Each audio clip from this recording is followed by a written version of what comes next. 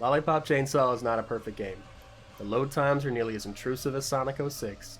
Most of the characters are pretty one-dimensional, and the gameplay, while varied, is simplistic and lacking much depth. But none of that matters, because you play this game, you're in for a wild ride that you frankly can't get anywhere else. Between the humor, the writing, that absolute bonkers story, and the cheesecake. This is a game that is rarely, if ever, made by a major studio anymore. Before we talk about all that, we have to talk about bias. I can't help it. I'm biased. I love weird, offbeat, and unconventional games. So there's always going to be a soft spot in my heart for a game like Lollipop Chainsaw. It's a game where charm, personality, and humor are paying all the bills. So with that out of the way, let's get into it.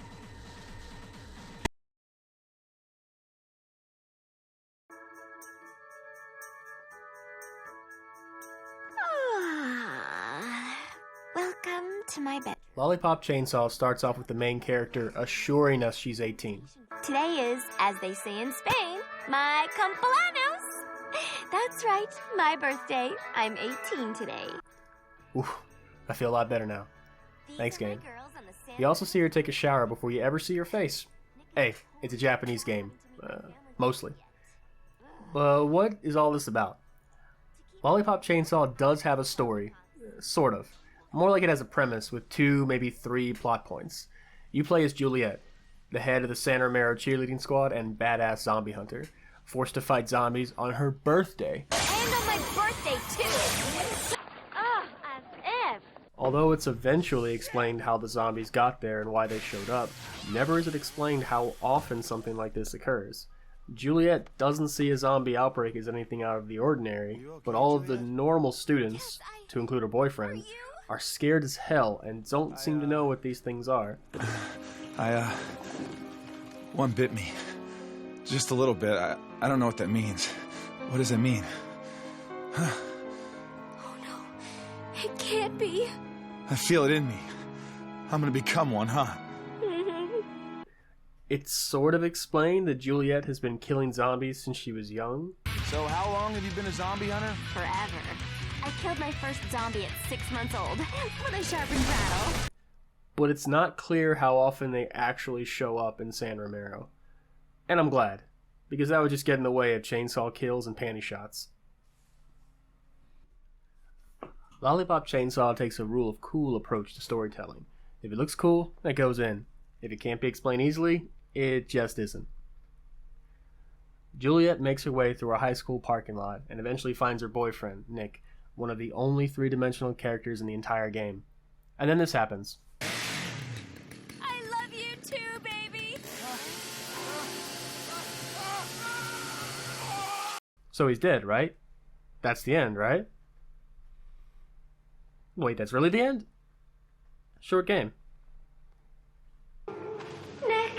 Whoa. Julia? What? Am I okay? Yeah. Basically.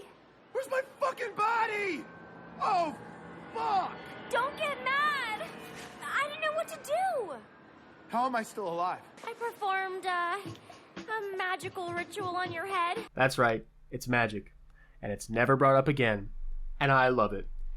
Would the game really be improved by explaining the magic or setting up concrete rules? I really don't think so. Well, maybe if you got to actually use the magic. The world of Lollipop Chainsaw is not meant to be believable. It's meant to be fun. It would also get in the way of carnage and panty shots. What follows is 6 stages of absolute carnage and utter disdain for the rules of storytelling.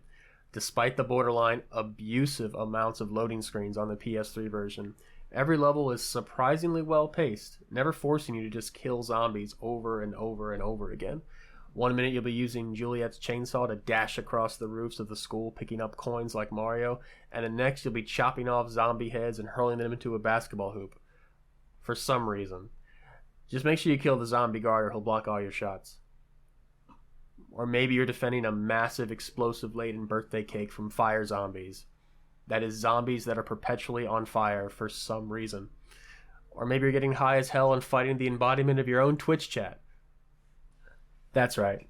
They named the mushroom-induced hallucination boss Chat. Or maybe you're trapped in a Tron parody where Juliet looks vaguely like Space Channel 5's Ooh La La, and you're fighting video game zombies, I guess. Or maybe you're fighting Baron Samedi in a UFO, and he's also a zombie and wearing a diaper. Or maybe, and I swear this actually happens, you fight a giant zombie version of Elvis while he hurls cars at you and you can't change the camera. And that's just for starters. This is a game that gives no fucks and only wants to be fun and wild. And after trudging through games in recent years that take themselves way too seriously, it's refreshing to play a game that can laugh at itself and an entire genre. But let's address the elephant in the room. Juliet's sexualization. At the risk of sounding like a pig, I would like to make the argument that Juliet is not objectified. Oh, so, forming an angry mob, eh? Who we going after? So hear me out. Juliet is depicted as incredibly skilled, strong, confident, athletic, intimidating, and even bilingual. Didn't know you spoke Japanese, Nick? Well, Wasegoi, watashi mo Nihiko o hanashimasu. She's even skilled enough at magic to defy death itself. In other words, she's a hyper-competent hero, and never once is she depicted as handicapped in any way due to her gender.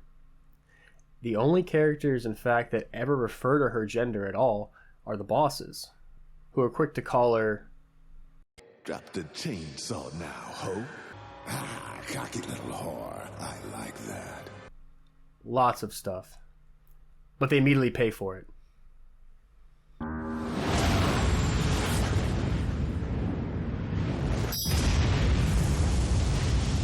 There's exactly one time in the entire game where Juliet is depicted as doubting herself. shit, another fucking building. I don't know if I haven't gotten this far in my training. It's gonna be okay. Just listen. Keep doing what you've been doing. Go! But she's never outright scared, and she quickly perks up.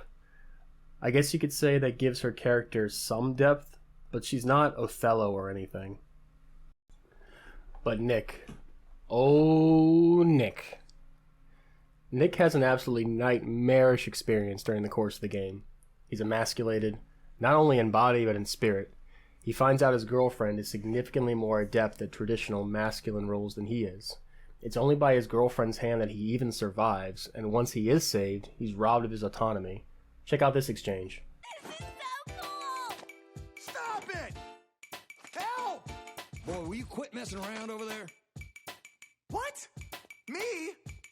He's distracting me, Dad. Check it out. I gave it a makeover. I am not an it. Son, if you don't quit acting like a fruit, I'm gonna stick you in the juicer. I can't take this anymore, Juliet. I'm just slowing you down. Just leave me in a trash can, okay? Or a mailbox or something, because I don't want to go any further. I'm not going without you. I love you. No, you don't. You just think it looks cool to have a boyfriend who's a decapitated head. What about what I want? But what if the zombies find you? They love human face. It's their favorite part. That's a risk I'm willing to take. 'Cause living like this sucks anyway. No one sees Nick as a person anymore. He's just an annoyance. Or a novelty. And while his misery is played for laughs throughout the entire stage, and partway into the next one, Nick is clearly depressed and wondering what his future has in store for him. But then this happens. You were right all along, Juliet. There's a reason I'm here. There's a plan greater than all of us. But it's time to say goodbye. Put me there and make the bomb. Nick, no! He said you'll die. Juliet, it's okay. I feel strong for the first time in my life. I feel lucky to have been on this journey with you and your family.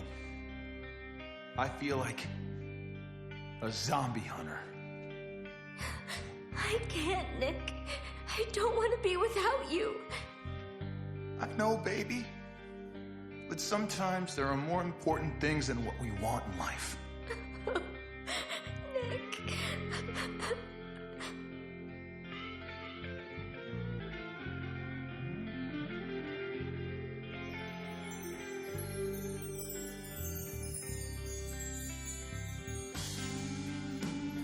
When Juliet despairs of the thought of losing her boyfriend, virtually the only thing that ever affects her at all, Nick decides to rise to the occasion and do something that only he can do. It's a surprisingly well-written sequence in this non-stop roller coaster of gore and toilet humor. And I won't spoil the ending.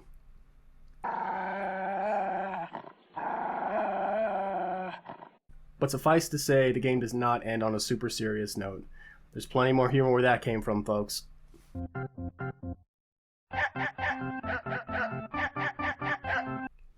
During a recent stream, I had a long conversation about the relevance of Juliet's gender in this game. And while the plot wouldn't really be affected by a gender swap Juliet, the subtext would be, and the end of Stage 6 would not be as hard-hitting. This is especially true in Japan, where gender roles are more pervasive than the United States. In a way, the real protagonist of Lollipop Chainsaw, the character that goes through the most significant changes, is Nick. The one that realizes his identity is not solely defined by his physicality is Nick. Nick is the main character. But I don't think panty shots of Nick would move as many copies of the game as Juliet. But hey, maybe in the remake or sequel. Oh yeah, the Platinum's fun too. It's easy, not too long, and it requires a decent understanding of the mechanics and boss fights, including a no-death run at every stage, but thankfully only on normal difficulty. It's pretty good, and how fitting it's my 69th Platinum as well.